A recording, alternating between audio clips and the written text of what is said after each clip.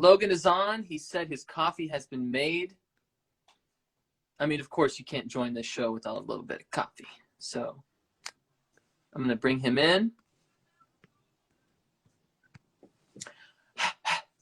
No, don't turn that way.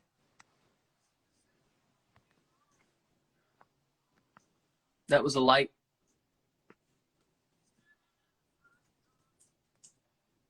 All right. We're looking for him. We're looking for him. Got him. Got him. Double got.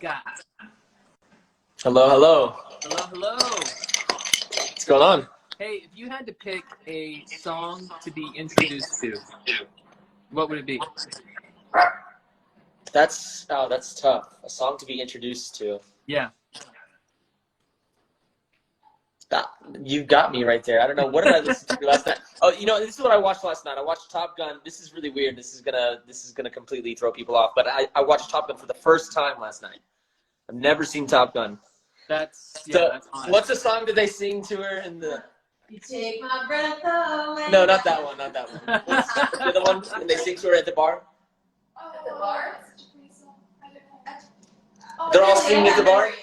Oh, yeah, okay. But You don't remember what that is? Oh, yeah. Okay, we'll look it up. Anyways, the song that he sings at the bar is classic, and then all the top fighter pilots go and sing. I got the is it Hot Summer Nights? No, it's not Hot Summer Nights. Through the Fire? He's got it as well, yeah. Oh, Great Balls of Fire? No. No, I don't know if that's not my intro song. You've Lost Your Love and Feeling? This is yeah, exactly. You've lost your love and feeling because it's so. Oh, I don't know why. It's a good Top Gun moment, and I wanted to bring it to this. So. This is still Brandon Flowers. Here we go. Well, you know, any Brandon Flowers song to be introduced to is okay by me.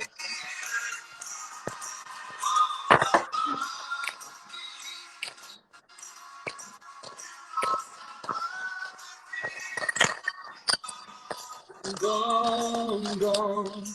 Whoa. Yeah. So. And I'm here.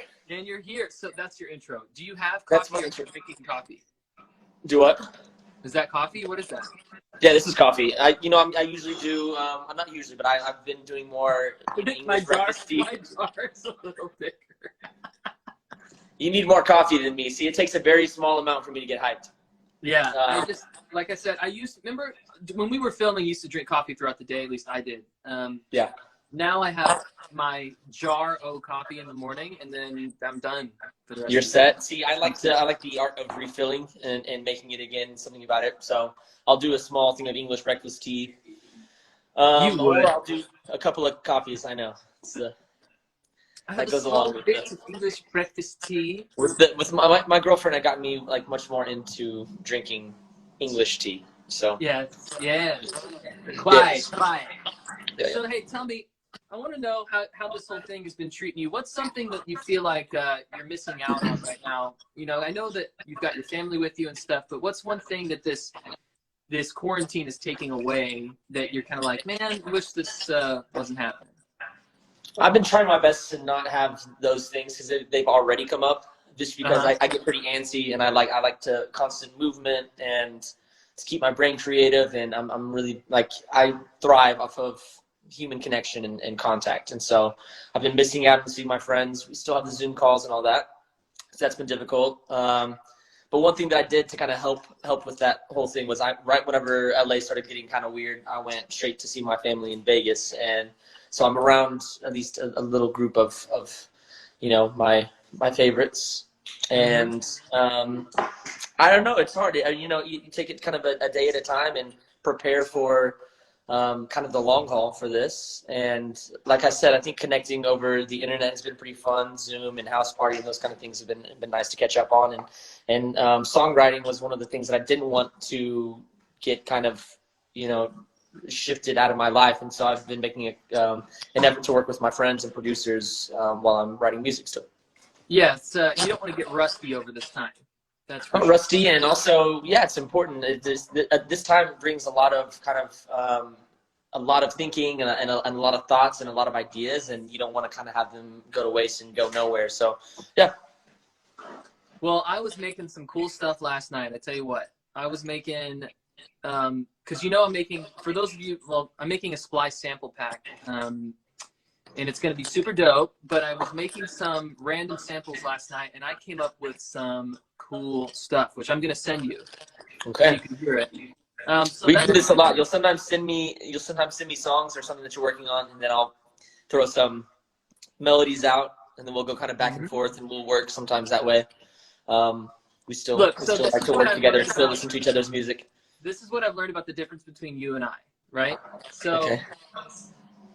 I'll go with me first. I tend to overshare. I overshare. Like when I make something, I want everybody to hear it. I want feedback. I'm not mysterious at all. I'm the opposite of mysterious. What you see is what you get. I love that. You, on the other hand, it's like I had to wait a long time to hear some Logan Henderson cuts when you first got started. Very, very secretive amongst your music, like about the things you're working on. Right. Very tight-lipped about it. So it's funny that we're good friends because we're so opposite in that way. I think it helps the dynamic, really. And I think so. Yeah. Yeah, I think it really helps the dynamic. Two tight-lipped people would never talk to each other. That's true. It's true. You guys would be sitting at a table like this. Logan's always like, Kendall, shut up. Kendall's like, No, but even with the music, it's not so much that I don't want to release. It's like sometimes I'm very thoughtful, so I definitely do a lot of thinking. Although sometimes it looks like there's nothing going on up there.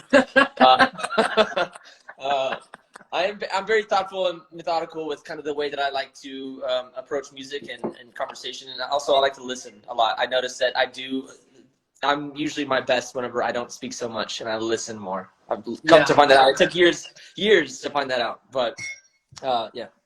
Well, anyway, hey, so before there's a couple things I want to do before I let you go. Number one, if anyone's watching and they have a question for the two of us, send that in the questions thing. But I want to this is good. I've done a few of these, and they always miss out on the questions.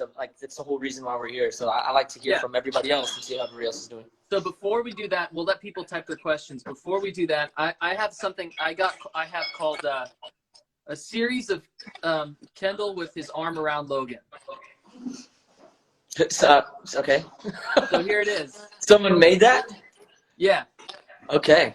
So here it is. It'll pop up on my screen. Here's the first one. Oh, there we go. It's not so fully in view, but. This isn't gonna work at all, man. No, I mean we see a little bit. We know what's going on. Wait. I mean, I think that's what happens whenever you're in a band with someone. There's lots of arm grabbing, lots of. I'm always wrapping around my dude Logan here. There we go. That one works. That's a good picture. Yeah. I don't know what the hell I'm wearing.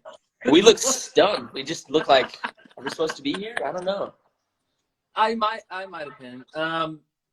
And this one you can't see it. There's a picture of just 4 crotches across. Yeah, exactly. Big time crotch. That's not a bad angle. Basically, this photo is we're all doing a pose, but for some reason you and I are doing the exact same pose. That's what that photo is. Well, it was the wrong decision, whatever it was. Yeah. Well, I thought in my mind that series worked out a lot better than it actually did, but you can't win them all. No, it's good. I feel like that'll be us. We'll be like clear into our 80s, still having the pictures around each other. Yeah. Well, you'll shrink, obviously, so you might be around the same height as me at that point. Yeah, that's possible.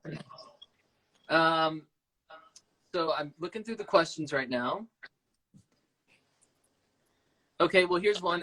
I don't know, but if you can think of anything. Was there an awkward moment between you two while on set or during a scene in BTR, and what was it?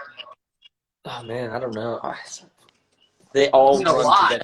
They're hard to so frequent. Awkward moments, probably ones that we tried to impose upon other people, maybe, making them feel awkward. We're really good at that. Remember that thing that you and me and Caitlin always used to do, like you'd be in pictures and we'd have like this little this little thing outside of the.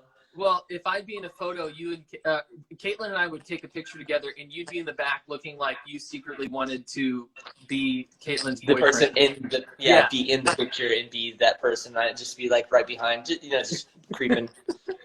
Just creeping. I'm not sure how awkward that was. We have some of those pictures. I feel like there's somewhere. Oh yeah. Look, I got to look back like an old hard drive or something and find Caitlin and I joined her live yesterday, and she had some great photos that I didn't have. I know. I have to see where all those went. Here's a good one right here. Okay. Actually tastes good. Some of those were actual smoothies. And some was yogurt. Yeah, some of it was yogurt, so some of it wasn't great. But we actually got smoothies and stuff from our crafty, which our crafty, they worked so hard. We were, it's pretty demanding to have 4 lead actors and then have to feed them, what they want and get special things for dietary restrictions and all that. So our crafty was really cool, and so they always made us good food and good drinks. And yeah, some of those were good, and then some of them were like straight up just like pink mush. Yeah, the ones that looked the best on camera probably tasted the worst though. Oh yeah, the pink yogurt looked really good, but right, it tasted smelled really bad. Not so good. Looking for a couple more, and then I'll let you go. That's all right. I'm here. All right, best. Oh wait. Best memory you guys have together. There's so many. There's so many good memories. That's really hard. I don't know. There's been so many good memories. It's hard to place one memory outside of the other. We've done some really cool things. You know what I'm trying to recollect is like a moment where it was like you and I sitting somewhere, and one of us going like, "This is a cool moment." Yeah, I'm trying to think of one of those. For me, Dallas Stadium was like that. I think singing for the First Family was pretty special. Yeah. Those shows and we've had a few, and where we haven't been able to travel outside of the U.S. We went to Brazil for the first time. Those kind of shows were so massive, and I think those are always moments that you are able to take a small step back and really appreciate kind of where you are and where you come from. I'm going to say one moment that I always remember was you and me walking out from the pilot episode after we had filmed. The show wasn't really picked up or anything, but we had got done filming on our way to film, and being two kids from Texas, you're from Kansas, and not having any work experience really, and juggling different bands and trying to just get into the whole scene and do what you love and this whole craft, which can be very up and down sometimes. I remember going, you think this is going to go? Like, do you think this is going to be a good project for us to be on? Do you think we're going to have a good time? And do you think it'll be picked up? And I think you were like, yeah, I think it's going to be pretty special. And I was like, all right, I'm ready for something good to happen. And then it was. You're going to make me cry, man. It was on the Paramount lot. It was a really special moment. It was good. That's nice. Well, plenty of more good times is what I say. You know what they say? When there's plenty of good times, you got to let it rhyme. What? You got to let it ride. Got to let it ride? Rhyme? Or ride? Yeah, let it ride. I've never heard, I don't think I've ever heard anybody say that. When there's plenty of good times, you got to let it ride. That's what I always say. Okay, yeah. Well, to more good times. Yeah. If you were, we'll do this last one. If you were the protagonist of an important movie, what would the plot be about? What are these questions? You guys are really like, my brain is just now starting to work. I like it. Listen, I've always wanted to play some type of weird character. I don't know about a protagonist or whatever, but I've always liked characters with like certain tics and certain things that they do, like something that outside of what it would be normal for me or for you, but certain tics and certain things that you really have to kind of like watch someone. And I've always wanted to base a character off of someone that I see and like somebody maybe that I know or something that I can pull from. So I would love to play. I'd like to play just kind of a weird oddball character. Exactly. But yeah, Leonardo DiCaprio does this a lot. But a lot of the people he's that you amazing. see him play, a lot of them, they always have like a lot of weird quirks about them, and I kind of like that. He's like, it's the way of the future. With Future. The way of the future. 10 chocolate chip cookies, medium-sized chips, none too many around the outside. One of my favorite films, Aviator. I would to answer that question. I've always wanted to do something from a different time period. Be nice. Like not quite like caveman time period. I'm talking like 1600s to 1800s. Oh wow, way back. Well, I guess 1600s to 1600s to like 1950. Yeah. Because That's cool. I would do something based in the 50s. I would love to do something in like the Roaring 20s, like that type of time period. That would be cool. You know, we have a friend that we work out with, the fantastic Holt, who is on Mindhunter, and that's still technically a period piece, which would that would be a really cool thing to film. If anybody watches Mindhunter, it's fantastic. You guys should watch and pray for a third season. I would imagine that there's some people who are like, I was alive then, so Yeah. I don't really feel like it's a period piece. Well, still technically a period piece. Yeah, still all the technically the old cars and all parts. the outfits are different, but that's such a great film. So something like that would be really cool. Well, buddy old pal, I really appreciate you joining me, and obviously. And for a haircut soon. Yeah, I'm just gonna buzz mine off. There you go. Maybe I will too. Yeah. But I hope you have a wonderful day and You too, also man. Good to catch up with you. a great weekend. I know. What are you doing over the weekend? What do you have in store? Yeah. We're gonna make food every meal. That's good. Always important to have food for the meals. That's about it. You know what they say? Cool. No, I don't. When you're trying to make you know what they say when you're trying to eat food? Better have it on your plates. You know, whenever it's Easter, you gotta have a feaster. Yeah. And I'll leave you with that stupid ass comment. That's so dumb. Love you. Love to everybody. Who's been checking in on this. So good to catch up, and I'll see you whenever all this mess is over. I'll see you when I see you. Alrighty. Bye, bud. Love you guys. Adios. Love ya. Well, that was great, Mr. Logan Henderson. So, before I go,